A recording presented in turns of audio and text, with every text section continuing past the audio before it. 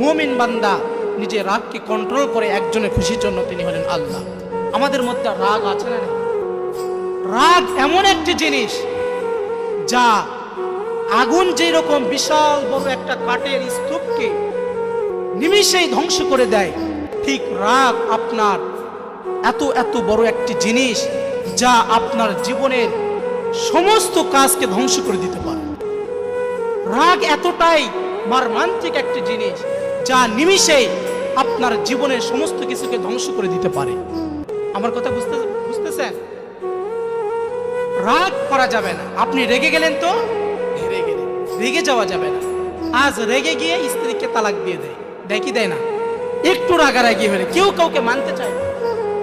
স্ত্রীও একটু রেগে গেলে স্বামীও রেগে যায়, স্বামী একটু রেগে গেলে স্ত্রীও রেগে যায়। কেউ কাউকে মাফ করতে চায় না, কেউ কন্ট্রোল করতে চায় না। এই জন্য আমাদের ফ্যামিলিতে, আমাদের দাম্পত্য জীবনে সুখ বলে কোনো জিনিস পাওয়া যায়? সুখ বলে কোনো জিনিস পাওয়া যায়? একজন রেগে গেলে আরেকজন যদি ঠান্ডা থাকে, দেখবেন অটোমেটিক কোনো ঝামেলাই হবে না, তার নিমিষেই শেষ হয়ে যাবে। কি বলেন, ঠিক কিনা? আমাদের মা বোনদের রাগ একটু বেশি।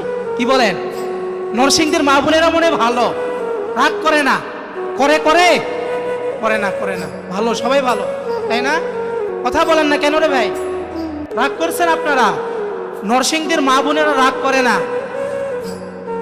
করে, এখানেও রাগিত আছে। পর্দার আলের মা বোনেরা আছে না? মা বোনদের প্যান্ডেল আছে না?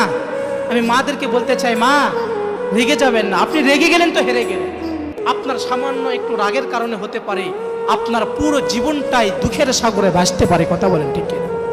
সামান্য একটু রেগে গিয়েছে, আমি খাবই না তোমার ভাত বলে চলে যায় কি না? মনে রাখবেন মা, কোনো নারী সুখী হতে পারে না যে নিজের স্বামীকে মেনে না নিতে পারে। পৃথিবীতে মা আপনার একজন আপন রয়েছে, পৃথিবীর সবচাইতে একজন আপনার আপন আপনার স্বামী। একজন স্ত্রীর জন্য আপন যদি পৃথিবীতে কেউ থাকে সেটাই হচ্ছে স্বামী। এরপরে বাবা মা, একমাত্র আমাদের আপন তো আল্লাহ আছেই। এরপরে যদি কেউ মা বোনদের আপন থাকে, স্বামী ছাড়া পৃথিবীতে কেউ আপন নয়। ওই সমস্ত মা বোনেরা জানে যে নিজের মায়ের বাড়িতে গিয়ে, বাবার বাড়িতে গিয়ে কি কষ্টটা পেতে হয়, যে নিজের স্বামীকে তালাক দিয়ে ভাইয়ের বাসায়, মায়ের বাসায়, বাবার বাসায় গিয়ে আছে। কথা বলেন ঠিক কিনা? আপনি আপনার একজন বোনকে জিজ্ঞেস করেন, যে বোন রাগের মাথায় তার স্বামীকে ডিভোর্স দিয়েছে, দিয়ে বাবার বাড়িতে গিয়ে আছে, তাকে জিজ্ঞেস করেন তার জীবনে কতটা কষ্ট। এই জন্য কোনো কাজ করার আগে 10 বার ভাবা দরকার আছে না নাই? রেগে গেলেন তো হেরে গেলেন, এই কথাটা যদি আপনি বোঝেন, আপনি পৃথিবীর সব বুঝে গেলেন। যুবক ভাইরা রেগে যায়, রাগের মাথায় কি করে না করে টের পায় না। রেগে গেছে তো হাতের মোবাইলটা ধাম মুখে ফেলে দিয়েছে, আছে না? রেগে গেছে বলে আমি ভাতই খাবো না, চলে যায়, বাড়ি থেকে বের হয়ে যায় কি যায় না? যুবক ভাই, পায়ে হাত দিয়ে বলি, ভাই পায়ে হাত দিয়ে বলি, এইরকম কখনো করবেন না। আপনার রাগের কারণে যদি আপনার মা কষ্ট পায়, আপনার বাবা কষ্ট পায়, মনে রাখবেন আপনি কখনো সফল হতে পারবেন না। পৃথিবীতে বাবা মার দোয়া ছাড়া পৃথিবীতে কেউ সফল হতে পারে? বাবা মার দোয়া ছাড়া পৃথিবীতে কেউ সফল হতে পারে? এরকম নজির দেখাতে পারবেন না। পৃথিবীতে 3 জন ব্যক্তির দোয়া আল্লাহ তাআলা কখনো ফিরায় দেয় না। দোয়া করতে দেরি হয়, বন্দুকের গুলি মিস হয়।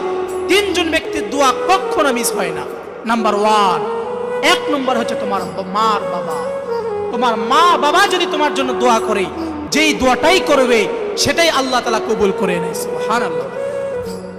2 নম্বরে যিনি দোয়া করতে দেরি হয়, কবুল হতে দেরি হয় না, তিনি হলেন মাজলুম ব্যক্তি, যে যার উপরে মানুষ জুলুম করে, নির্যাতন করে। এই মাজলুম যখন আল্লাহর কাছে দুহাত তুলে দোয়া করে, বন্দুকের গুলি মিস হয়, এই দোয়া কখনো মিস হয় না। সুবহানাল্লাহ।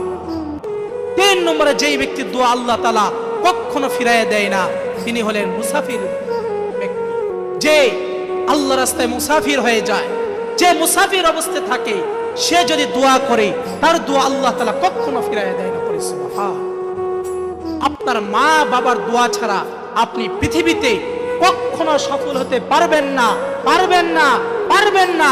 আপনি লিখে রাখতে পারেন, আপনি আপনার মা বাবার দোয়া ছাড়া কখনো সফল হতে পারবেন না, পারবেন না, পারবেন না। কথা বলেন ঠিক কিনা? কথা বোঝা যায়? রাগ করতেছেন?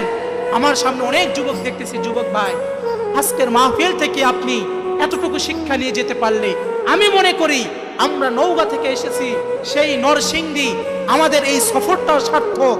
আপনারাও খেয়ে না খেয়ে এত সুন্দর একটি মাহফিলের আয়োজন করেছেন, এটাও সার্থক। আমরা আজকের কথা এখান থেকে নিয়ে গিয়ে আমল করবো তো ইনশাআল্লাহ। সকলেই বলে ইনশাআল্লাহ।